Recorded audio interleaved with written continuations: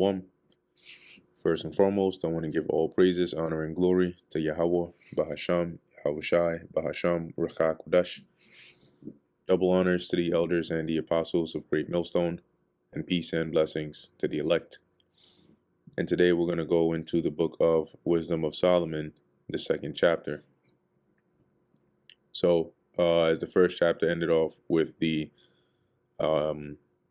ungodly, all right, it leads now into the second chapter, which continues from the the thoughts and the reasonings of the ungodly. So this is Wisdom of Solomon 2:1.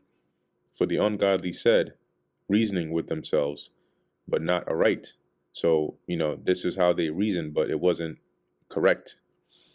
Our life is short and tedious, and in the death of a man, there is no remedy. So he's saying, look, we do all this work. Our life is short. When you die, you're not coming back. Neither was there any man known to have returned from the grave, right? There's no records of anybody dying and coming back. So generally speaking, you only get one life. That's the YOLO spirit, right? You only live once. So this is their thoughts and their reasoning. So as a result, they end up concluding this. For we are born at all adventure, which is by chance, and we shall be hereafter as though we had never been, right? Once we die and go, it's almost like we never existed. For the breath in our nostrils is as smoke, and a little spark in the moving of our heart. So here, meaning temporary, right? That's the smoke. The breath in your nostrils, which is your life, is as smoke. It doesn't last permanently, and it's like a little spark in the moving of our heart, causing your heart to beat or causing you to live. Which being extinguished, our body shall be turned into ashes, right? So that extinguishing will be when you die, and your spirit. We understand your spirit leaves your body and goes back to the spirit world. But the reasonings of the ungodly is that it's like a fire that's snuffed out, and that's it. You just cease to exist. And your body turns to ashes, right? It breaks down and it becomes part of the earth. And our spirit shall vanish as the soft air. See, and that's why in the first verse it says, this is what they reason within themselves, but not aright, meaning it's not correct. So they basically kind of like the belief of the Sadducees in the sense of, nothing after death, right? You just cease to exist. And our name shall be forgotten in time, and no man shall have our works in remembrance. So you'll just literally be like you never were. And our life shall pass away as the trace of a cloud. When you look at clouds, like maybe one day you look up in the sky and you see this like bunny shaped cloud, right? That'll probably be the last time you ever see that, because, eventually the clouds move and then that's it. Like it says, the trace of a cloud. You can't trace a cloud, right? Once a certain cloud is there, one day the form changes, and before you know it, that's it. The next day the skies are clear. So it's likening the life being like ephemeral, right? And let's look at that word, ephemeral.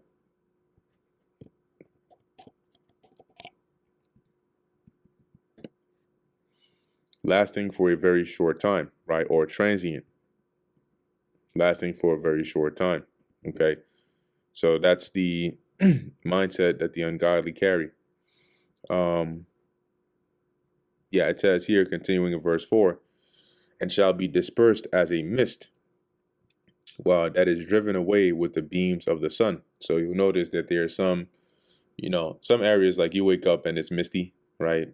And then the dew is on the leaves and so on. But as the sun comes, and that's usually early in the morning, but as the sun comes up and it starts to get to the daytime, the afternoon, you don't see that mist anymore. So it says here, given, obviously, unless it's like a very misty day, but on a regular, that's how it is.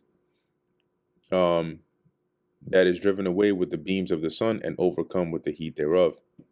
For our time is a very short shadow that passeth away, right? So it's temporary. And after our end. Now, you may think 80 years, 70 years, 60 years, 50 years to live is a long time, but it's really not, right? Like a lot of people, when they start getting up in age, they'll tell you like, yo, time flew just like that, you know? It says, and after our end, there is no returning, right? That is like what they said above. Once you die, you're not coming back. For it is fast sealed, so that no man cometh again.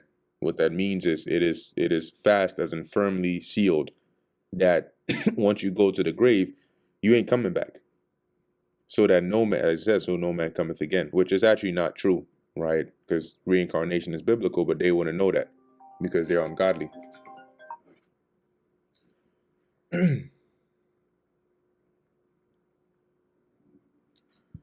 So it says here, where we at with it?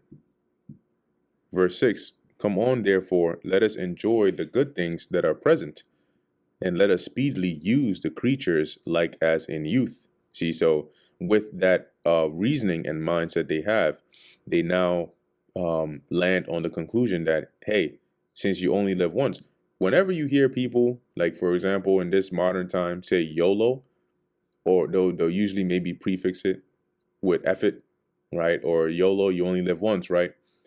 Usually, you're not hearing somebody say YOLO when they're about to do something very disciplined, right? Or they're about to embark on a long, strenuous journey of disciplining themselves to achieve something good. It's usually when they're about to do something stupid, crazy, reckless, or just something that is pleasing to the flesh. Then they'll throw that saying out there. Well, you only live once, right? So you got to make the best of it. So this is kind of the mindset that they have here, right? Oh, if we're only going to live once, we're not going to come back from the dead. When we die, it's going to be like we've never been. Then shit, while we're here, let us enjoy the good things that are present.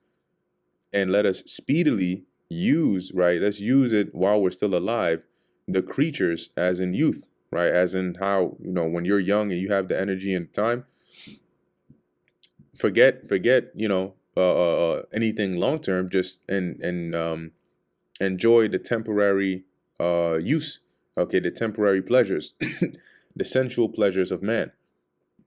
And the creatures are creation. Let us fill ourselves with costly wine and ointments, and let no flower of the spring pass by us. And the flower of the spring passing by us is a figure of speech for not missing a single opportunity, right? Basically, make the best of everything. Let us crown ourselves with rosebuds before they be withered, right? Which are like the flowers of the spring. They're not always blossoming, right? It's for a period of time during the year. So they're like, let's take advantage of it. That's using the creatures like as in youth, right? Before it's withered, or before we lose our chance. Verse 9, let us let none of us go without his part of our voluptuousness. And the word voluptuousness, let's look at that. Voluptuousness. It refers to the quality of being, okay.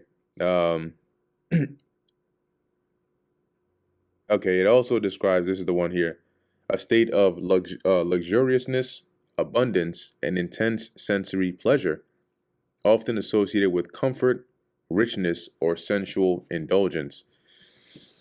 So that's the mindset, right? As it says, let none of us go without his part of our voluptuousness. So don't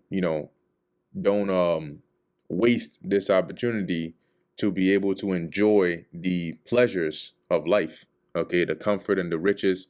Why discipline yourself? Why struggle? Why suffer if you're only gonna live once and it's temporary and it's short?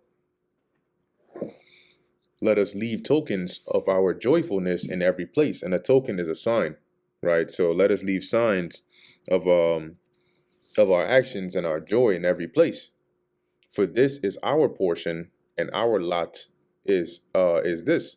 So this is basically your portion is like what's meant for you, so if this is the case and this is how our life is, then we might as well do this. Let us oppress the poor righteous man. So you see how quickly this sort of mindset leads down the road of wickedness, because once again, with the mindset they have, what do we gain from being righteous? What do we gain? Because righteousness is tied to discipline. So what do we gain from that? Are we to just struggle all our lives and be righteous and be pious and then just die and then cease to exist? I think not. Let us oppress the poor, righteous man. Let us not spare the widow. So this mindset, right, in the ungodly, as I mentioned in the first chapter, you can see how this is exemplified on a national level, right? Mainly through Esau, Edom, not exclusive, but you can see them exemplify that, right? And also you have our people, and just a lot of people in general that fit under this mindset of the ungodly, right? But mainly when it comes to the oppressing of the poor righteous man, you can see how that highly exemplifies the mindset of Esau, Edom. Okay, and the poor righteous man would be that which is the ones that are pious, the godly. Okay, which when you look at all the nations that are created, the godly nation, right, generally speaking, would be the nation of Israel. But amongst them, you also have some ungodly, right? And so the poor righteous are really the elect, those that fit the traits of what we're about to read concerning the mindset of this righteous man. So they say here, let's oppress the poor righteous man. Let us not spare the widow. And the widow is often mentioned here in association with one that is basically by themselves, and they can't, it's hard to fend for themselves in society because they don't have a man to provide, right? They may not have, a family that's living or near. So they're sort of on their own. So here they're saying, let us not spare the widow, nor reverence the ancient gray hairs of the aged. So your elders, and let our strength be the law of justice. For that which is feeble is found to be nothing worth. And what this is saying is, in essence, or in other words, power determines what is right. Right? Let our strength be the law of justice. Through power, we we will establish what we deem to be the law of justice, what we deem to be right, right? Or the strong make the rules, and basically the weak don't matter. That's what they mean, right? For that which is feeble, which is weak, is found to be of nothing worth. Therefore, let us lie in wait for the righteous. When you lie in wait for someone, you're plotting on them, right? Or you're setting a trap for them, because he is not for our turn. And he is not for our turn, meaning that the righteous does not, it's not on board with him, right? The righteous don't think like they do. The righteous are not for their turn. It says, slack here 1 second. Continuing in verse 10 or verse 12, and he is clean contrary to our doings. So he is like an opposite, right? Like a polar opposite of the righteous is like a polar opposite of the wicked, right? The mindset that the ungodly here carry is contrary to that which the righteous man carries, and for that they oppose themselves to him. He upbraideth us with our offending the law. And what is the word upbraideth here? Upbraideth. It's basically to speak against, right? To critically reproach, scold severely, or find fault with someone, often in a harsh or angry manner. So rebuke, right?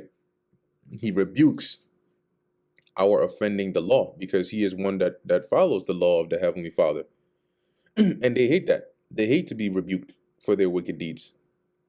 And objective to our infamy, the transgressions of our education, right? So the things that they know are right, that they're going against. Let's go into that word, infamy. They know here that the righteous speak against it. The state of being well known for some bad quality. So they're well known for transgression our education or going against the laws of the Lord. And if you want to see, examples of this, you can see it on many scales, right? When you look throughout the history of Israel, there have been many accounts where even dealing within the nation of Israel, you have this this role play out, right? You had rich, wicked Israelites who were contrary to the righteous, the prophets, the believers amongst them, right? Those that were loyal to the Lord, and they offended them. I mean, they oppressed them. Okay, they put the prophets to death. Why? Because they were being spoken against, right? They were being rebuked. They were being offended. And then when you look on a national level, on a holistic scale, this is what Esau Edom does to us. And even down to this very day, you have the righteous that are speaking out against the deeds of the wicked that they are famously known for. He professeth to have the knowledge of God, and he calleth himself the child of the Lord. He was made to reprove our thoughts. He is grievous unto us even to behold. See, so he is made to reprove our thoughts, meaning that he is made to be contrary to our ungodly mindset and reasoning. Therefore, he speaks against it, and he's staunchly against it. And they don't like that. When you look at the world today, and you look at the way these Edomite rulers who are in power think, they want to eliminate anybody that's in opposition to their New World Order, which is rooted in wickedness and Satanism. Because right now, what we're doing in speaking against their agenda and their plan and mentioning the judgment the Lord is going to bring upon them is reproving their thoughts. He is grievous unto us even to behold. It actually it mentions right in the book of Amos 5, I believe it's 5 and 10. They hate him that rebuketh in the gate, and they abhor him that speaketh uprightly. Who would abhor somebody that speaks uprightly? Those that don't speak uprightly, those that are getting cut. There's a precept that says, if you reprove a wise man, he will bless thee, because he's like, okay, thank you for that. I know I was going off. I was on the wrong path, because he's wise enough to know that, and he's desiring the right thing to do. But if this is somebody that's doing wickedness and you reprove them, of course they're going to hate you. Look at what they did to Stephen when he spoke the truth against them, the wicked Israelites. It says they gnashed upon him with their teeth. So they were it said that they were cut to their heart, and they wanted to kill him.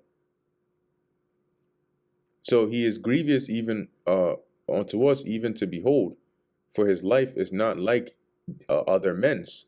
His ways are of another fashion. Yeah, because he is righteous. So the ways of the righteous are patented after the Lord. And it's not like those of the world. It's not like those of the other nations. The righteous are different. And that bothers and troubles the ungodly. They hate to see that. They hate to behold the righteous. We are esteemed of him as counterfeits. So a counterfeit, let's type that in here. It's like not legit, inauthentic. Counter.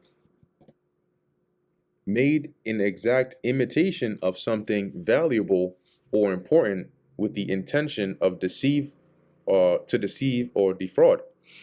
Similar synonyms here are what? Fake, forged, a fraudulent imitation of something else, a forgery. And when you look at society today, you have them that say they are God, the chosen people of God, but they're really a counterfeit of the real chosen people of the Lord. That's one example, right? You have those that are proclaiming that they claim the heritage of the Lord's real people, but in actuality, they're not. They're counterfeit, and they have to forcefully, and force their way to do things to appear as such. But when you go into counterfeit, as it says here, we are esteemed of him as counterfeits, as in, illegitimate. He abstaineth from our ways as from filthiness, and that's the righteous from the ways of the ungodly. right? The righteous stay away from the ungodly and their ways, as though it's filthy, as though it's dirt, it's wicked, it's dirty. He pronounceth the end of the just to be blessed, and maketh his boast that God is his father. And we do that, right? Because we're in the stead of the righteous man. And you've had men, in the past in different generations that have been in the stead of the righteous man. And it's going to be similar over and over and over again. Believers, you even had women that had this mindset. Because remember here, the spirit of the ungodly remains the same regardless of the vessel it's in. And likewise, the spirit of righteousness is the same regardless of the vessel that it's in. So the righteous will always be contrary to the doings of the ungodly. They will always have that spirit within them to want to upbraid those that offend the law, right? They will always be made to reprove the thoughts of the wicked or the ungodly. And likewise, the ungodly in whatever generation they're in, whoever embodies that spirit, the righteous are going to be grievous unto them to behold. So this is why you can see the examples of this dichotomy between the righteous and the ungodly in different times or different points in time on different scales. On a nationalistic scale, when you look at the Edomites and you look at the Israelites, on a more granular scale, when you look at even amongst Israel, the righteous, the elect versus the wicked amongst our people. When you look at even how the wicked scribes and Pharisees and Sadducees looked at and treated Yahushua, he was likened unto a righteous man, and they were likened unto the ungodly. He told them that you are of your father the devil, and the lust of your father you will do. So he became grievous unto them to even behold, which is why they wanted to kill him.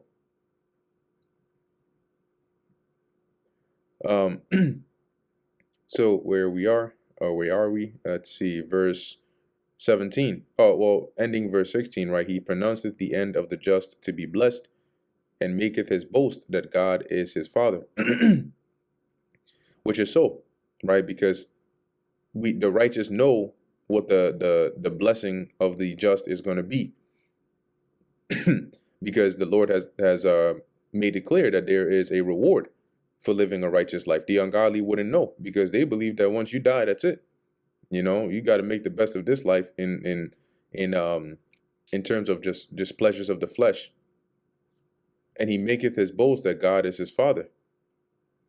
Let us see if his words be true. So now, right, that's the mindset of the ungodly. Let's go and try that. Let's go and prove that. Yeah, let's put it to the test. He's saying that God is his father, that his end is blessed. Okay. Let us prove what shall happen in the end of him. Since he claims here that the just are going to be blessed. For if the just man be the son of God, he will help him. Right. So if he is the son of God, then of course God is going to come and help his son, is he not? Let us he will help him and deliver him from the hand of his enemies. And it is through this mindset that they go and seek to slay the righteous, to prove and to test. Okay, you were saying all these things. Oh, let's see the God that you are proclaiming to be your father come and help you now. And this is the same spirit that was in Esau, right? You see it throughout different generations. You saw it in the time of Antiochus and what they did. When he one example was when he was torturing the 7 brothers and their mother. That was because they said they believed in their God, and then he had each one tortured in front of the other to say, okay, well, let's see. He'll come and deliver you now. Something similar also with the time of Nebuchadnezzar and the 3 holy children, when they refused to bow down to his image, and when he through his judgment proved what they said, it was found to be true.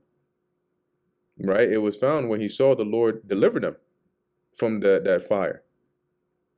And you can go on and on and on with the different comparisons here. Okay, but I think the point is made. Verse 19, let us examine him with despitefulness and torture. And the examine here is not like to give him a written exam, SATs, or the regents. Examine is like to to torture, right, or interrogate, but with despitefulness and torture, that we may know his meekness. So it's like putting him to the test, right, and prove his patience. So he claims to be this righteous man. Let's see. Let's see if he'll keep that same energy, being tortured, being treated despitefully.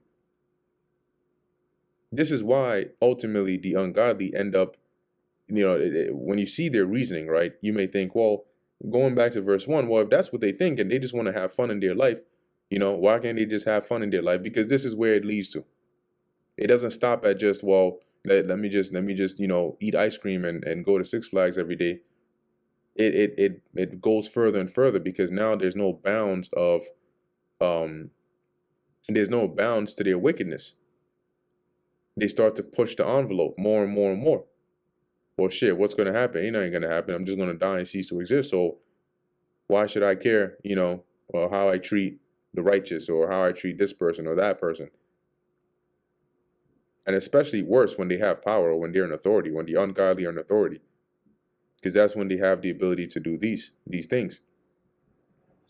Verse 20, let us condemn him with a shameful death. And knowing that this is the spirit of the ungodly, and knowing that the spirit of ungodliness is in or embodied in Esau Edom, you can see why it is that they're going to come after the righteous with this same kind of mindset. Oh, you guys are out there saying that you're the sons of God, and he's going to deliver you, and he's going to do what? What, the spiritual what? Power? Whoa, okay. Let's see how that's going to go. Why don't you break through these chains while being underwater? Shackled in a cage somewhere. Would you like to try that? Just it's that kind of wicked mindset that they have. Verse 20, let us condemn him with a shameful death, for by his own saying he shall be respected.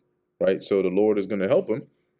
If, according to him, his father, which is God, is going to come and help him. So let's see. Right? Let's condemn him to a shameful death. Let's put him to death, in a painful and gruesome way, in a non-honorable way.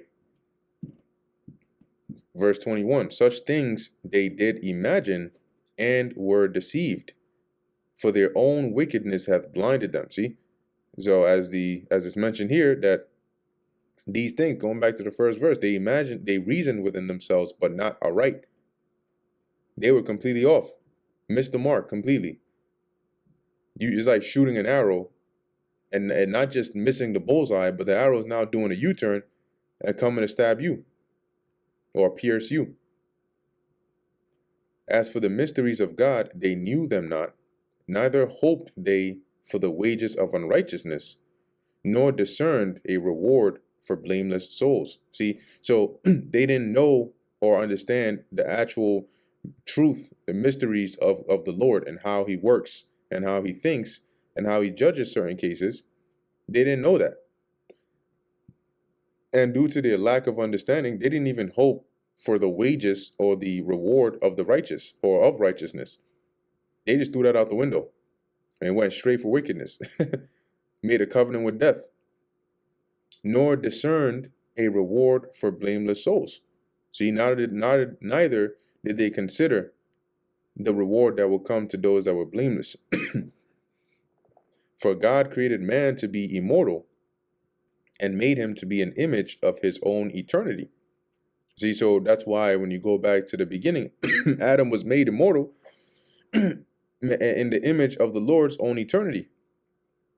Nevertheless, through envy of the devil came death into the world, and they that do hold of his side do find it.